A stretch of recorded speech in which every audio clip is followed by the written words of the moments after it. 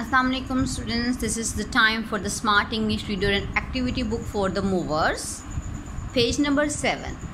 Okay students, today we will talk about the puzzle game. Okay, so this is the fun with letter D. Letter D. D. Dog. Dog eats bones. Dog eats bones. Do you know this thing? That dog eats bones. Okay, now here is dog and here is his hut. He has some bones, but he wants to eat the bones. But how does he reach the hut?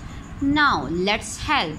We have to help the dog to reach the hut. Okay, now let's help. Okay, first of all, starts from here. Yes. Oh, it's a clear path. Okay, yes. Dog wants to eat bones. The dog. Yes. Come. Okay, like this.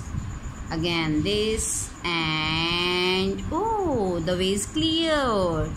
Now we are going to reach here. Yes. Clap for yourself. You have done this. Now find the shadow of this dog. This is a dog and here are many shadows. Which one is the correct shadow of dog?